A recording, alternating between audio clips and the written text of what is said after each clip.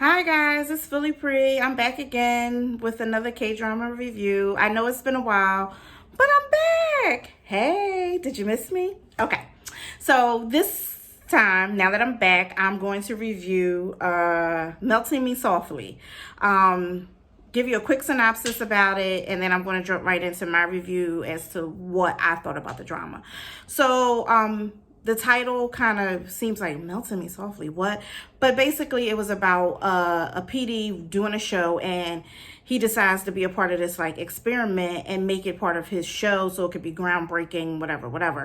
And so he finds another human, but it needs to be a female. He prefers it to be the opposite sex, so that they could be frozen for 24 hours. Only 24 hours. They would wake up, go on with their lives. He would, make a huge contribution to television and, the whole 9 yards. So they get frozen. 24 hours doesn't happen. 20 years happens. They wake up and now they have to be integrated back into society. Everything's new. They don't know anything that's going on. And it has some other twists and turns, of course, that comes with any drama. So there are other outside factors that are going on. And this drama has Ji Wook, love him. And I forget what the actress's name who did let me check my notes. She was Woon Jin Ah. And yeah, that's that's the synopsis in a nutshell. Quick, frozen humans. They thaw out 20 years later, even though they were supposed to fall out in 24 hours. And drama ensues. All right, so what did I think about this drama? What is my review? Well, I thought it was good. I enjoyed it. I thought the cast was great. The cameo from my sweetheart Lee Hong-ki made me so extremely happy. This was his last filming of any type for like a drama right before military enlistment. So of course I had to watch for that. But of course I also watched for Ji Wook because hello, why not? But all the other cast members were really, really good. One of my favorites, and I seem to love him whenever he's in a drama, is Kim Won-hae. I adore him. He makes every role his own and just does a fabulous job. So, getting back to what I thought about it. Good. Not excellent, because that's what I honestly was looking for, excellent because of the cast. But I will say that the storyline was different. So it totally gets cool points for being a different type of storyline. Frozen humans, that's different. The reason how this scientist came up with the idea of wanting to freeze humans and why he, started doing this and why the PD wanted to be a part of it. Definitely something different. So I give kudos to the writers for thinking outside the box a little bit and coming up with a concept that I personally hadn't seen before in the thousands of Korean dramas that I've watched. So you've got them trying to get integrated back into society. You've got the people that remember them from 20 years ago who, for the most part, still love them. And I'm just going to give you a quick information on this.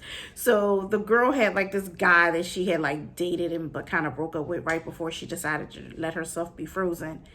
He sees her and loses it. And he's like, oh my God, I'm still in love with you.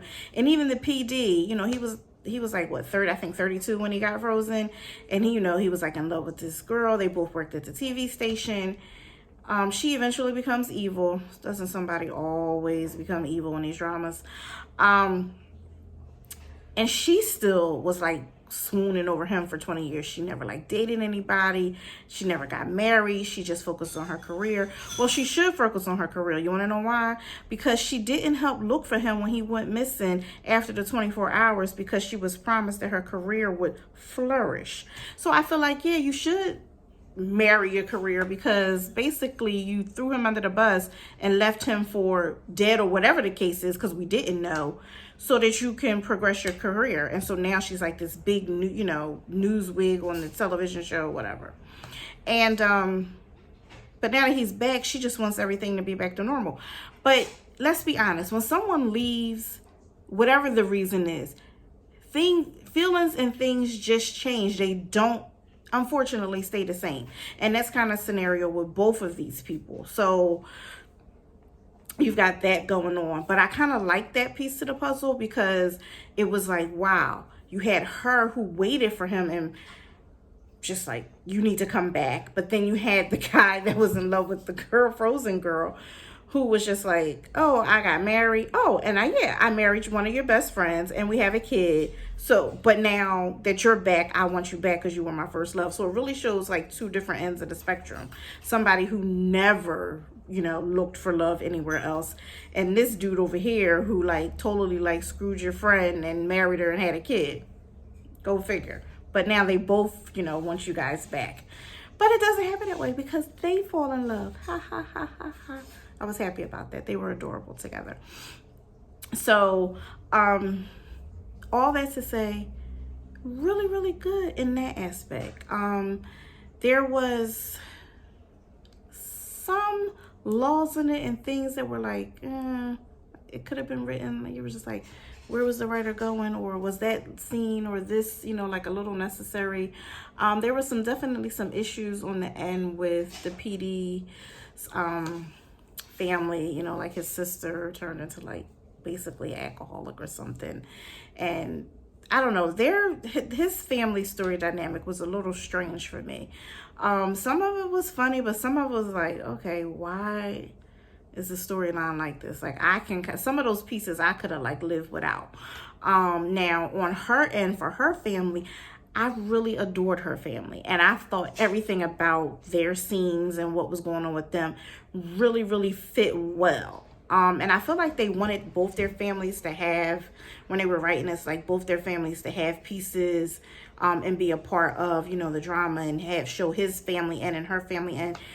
But I feel like they could have done a better job on his family end. Hers, I thought, was really, really well. She had a brother who had, who like really missed her, and, he was dealing with some issues, and I think that was definitely one of the reasons why she decided to like be a frozen human, in hopes that the issues that her brother had could be healed one day, and maybe he could be frozen and, be made better or something like that.